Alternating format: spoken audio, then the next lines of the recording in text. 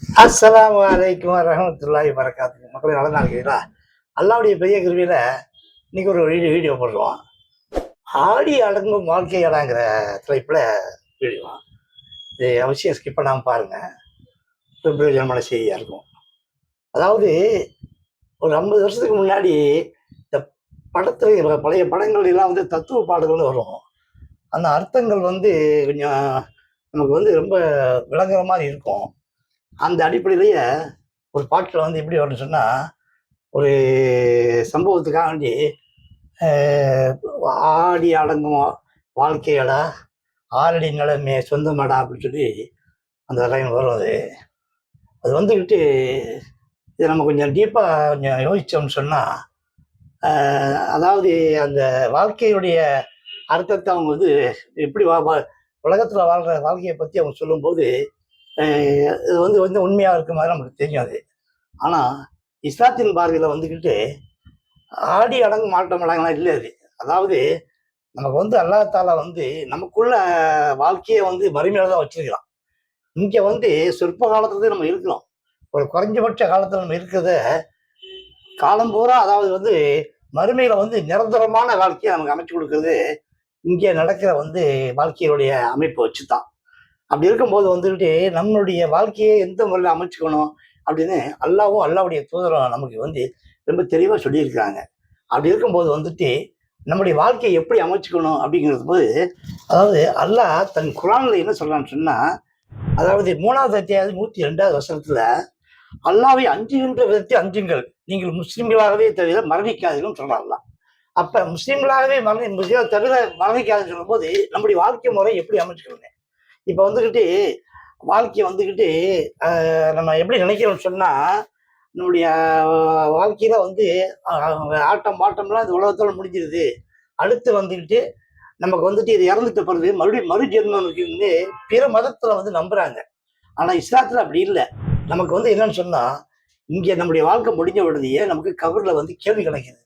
அந்த கேள்வி கணக்கில் நம்ம சரியா சொல்லிட்டோம்னா நம்முடைய கபர்லயே நம்முடைய மறுமையுடையது நிர்ணயிக்கப்படுது. அதை நம்ம ஒழுங்காக சொல்லலைன்னு சொன்னா நம்ம மறுமை வாழ்க்கை வந்து ரொம்ப வேதனைக்குரியவே இருக்கும். அதனால வந்துக்கிட்டு நமக்கு வந்துட்டு கபர்ல எப்படி விட்ட கேள்விலாம் கேட்பாங்கன்னு சொல்லி இந்த அதிசய பாருங்க. மண்ணறையில் கேட்கப்படும் கேள்விகள் வந்து நம்ம இருந்து வாழ்ந்து மவுத்து ஆகிட்ட உடனே நம்மளை கபர்ல கொண்டு போய் அடக்கம் பண்றாங்களே, மண்ணறையில் அடக்கம் பண்றாங்களே, அடக்கம் பண்ண உடனே நமக்கு வந்துட்டு அவங்க அடக்கம் பண்ணி எல்லாம் திரும்பின பிறகு நமக்கு வந்து மலக்குமார்கள் வந்து நம்மளுக்கு வந்து கேள்விகள் கேட்பாங்க. என்ன கேள்வி கேட்கறாங்க நம்ம எழுப்பி கேட்கும்போது, உனது இறைவன் யார்? அப்போ வந்து நம்ம சரியா சொல்லணும். இறைவன் யார் என்பது நம்ம அதை சொல்லணும். உனது மார்க்கம் என்ன? நீ என்ன மார்க்கத்துல இருந்த அப்படின்னு சொல்லி. உனது வழிகாட்டியாக இருந்த நபியார் அப்படின்னு கேட்கும்போது, நம்ம 3க்குமே வந்து ரொம்ப சிம்பிளான கேள்வி தான் பார்க்கும்போது.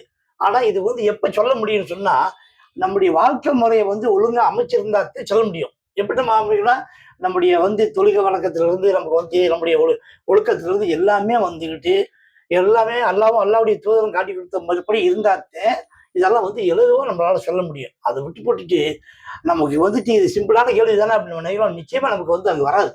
அங்கே நமக்கு வாய் அசையாது. அதனால வந்து நம்ம எப்பயுமே வந்து குரானோட தொடர்புல இருக்கணும். குரானோட தொடர்பு இருக்குது. அதாவது அல்லாவும் அல்லாவுடைய தூதர் நமக்கு எப்படி காட்டி கொடுத்தாங்கன்னா அதுபடியே வந்து தொழிலை நிறைவேற்றணும். 2வது வந்து அல்லாஹ் வழங்கிய வாழ்வாதாரத்திலிருந்து ரகசியமாகவும் பகிரங்கமாகவும் தர்மம் செய்யணும். இது வந்துட்டு நம்ம வந்து ஒவ்வொரு மனிதனுக்கும் உள்ள இதுதான் அது.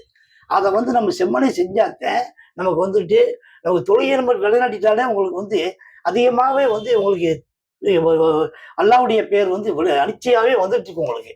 அது இல்லாம நம்ம விடுபோக்கா நம்ம இருந்துட்டு காலத்து பூரா கழிச்சிட்டோம்னு சொன்னா நமக்கு அங்க சக்கராத்து காலையும் வாயில தானே அது.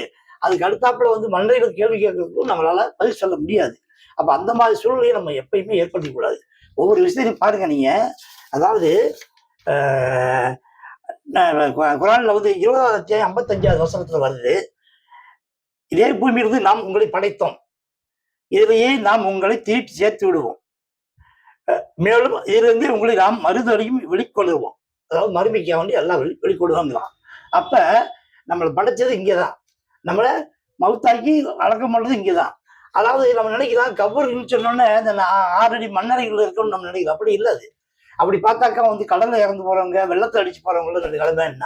அதனால அது கபர் வாழ்க்கைங்கிறது வேற. கபருடைய வாழ்க்கை வேற. கபருல வந்து கேட்கிற கேள்விகளுக்கு பதில் நம்ம சொல்லலாம். நமக்கு அங்க அங்க நடத்தப்படுற அதாபுகள்லாம் வந்துக்கிட்டு நிறைய அதிசயம்லாம் நீங்க பார்க்கலாம், தாராளம் பார்க்கலாம். அதனால நம்ம அந்த இதை நம்ம வந்து அப்படி நம்ம கற்பனை பண்ணலாம். அது வந்து இந்துக்கள் பிரமத கலாச்சாரத்தில் அது உள்ளது.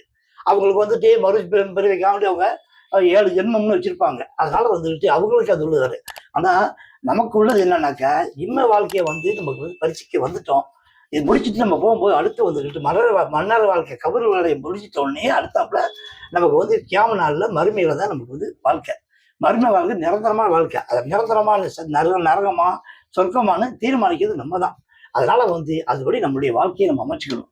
எந்த விதத்திலையும் எந்த குறைபாடும் இல்லாம நம்ம அல்லாஹ்வுடைய தூதரா நம்ம காட்டி தந்து வரையப்படியில கொஞ்சம் கூட பிசுகாம இருக்கணும். சில வணங்குறது அல்லாஹ்வை தவிர வேற யாருக்கும் வந்து சிரமணிஞ்சிடக்கூடாது.